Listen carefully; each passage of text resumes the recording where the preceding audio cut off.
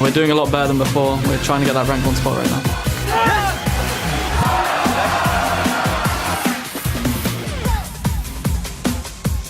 We're becoming better and better. We just need some time to get used to each other.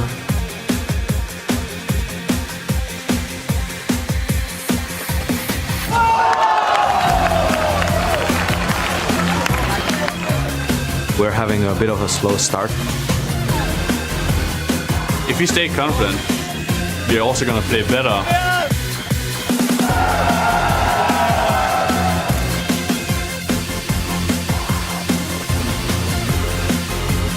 Great start this split, so yeah, we have a lot of confidence.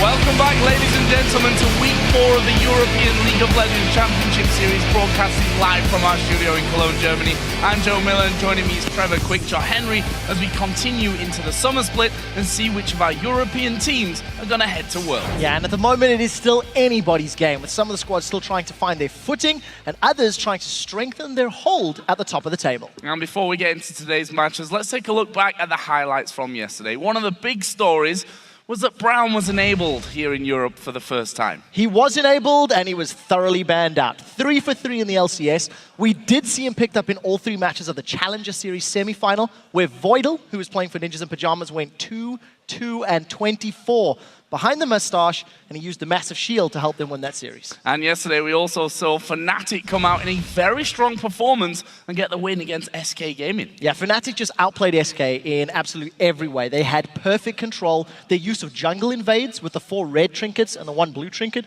was exquisite, and they strangled the life out of SK because they couldn't move around the map. And in another upset, Gambit managed to take down Alliance and keep the 7-1 Gambit curse alive. Yeah, taking down whoever's at the top of the table at the beginning of a split. And Gambit just played yesterday, played very well yesterday. They had good team fights, they had very good dragon control, they had intelligent, rotational, positional play, which is a sentence you don't associate with Gambit in the summer split, and they deserve the win. Certainly looking better, that's for sure. And our last bit of news for today is that the Copenhagen Wolves will be playing with a sub in the mid lane due to Coulthard falling ill. Yeah, so they brought in Mazurin. He played for Gaming Gear EU at the Season 3 World Championships. He had a very mean Gragas and an Orianna, and we'll have to see what champions he's going to play to, because Gragas is no longer as viable in the mid lane. Really excited to see how Mazurin does here today. Let's have a look at the current standings, though, in the European LCS. Even though the top 2 teams suffered losses yesterday, they remain at the head of the table, where Alliance is in first with 7 wins and 2 losses, and SK Gaming in second at 6 and 3. Yeah, moving past the ties in the center of the table, we do look at the Copenhagen Wolves and Roccat, as both teams are 2 and 7, sharing that last place. But we have another 4 games coming here today, and we'll be starting things off with a matchup between Roccat and the Super Hot crew, followed by Gambit Gaming versus Millennium. Then Fnatic will take on Alliance, and we'll wrap up today's LCS matches with the Copenhagen Wolves versus SK Gaming. After that, we'll hand it over to Freak and Zyrene with the European Challenger Series semi-finals as H2 Gaming take on Loblin Shaw for a chance to battle Ninjas in Pajamas at London next week. And for more information about the schedule, the teams and the players, head over to lolesports.com, where you can find all of that and much more. You can check the stats as we head down the road to the Summoners Cup, and you can also vote on today's matchups. Just give a thumbs up to the team that you think will win on the schedule, and we'll check in before each game to see how you've all voted. And to find out how you can join us at the studio here in Cologne and watch the LCS live, just click on tickets at the top of the page, and that's where you'll find all the information that you need to know to come and join us. And now it is, of course, your turn and your time to share your thoughts with us. Jump onto Twitter and tell us which team do you think has the strongest map control in the European LCS and why. Yeah, you guys think big picture. I'm just thinking yesterday, Fnatic with their trinket invade strategy definitely had the best in my mind.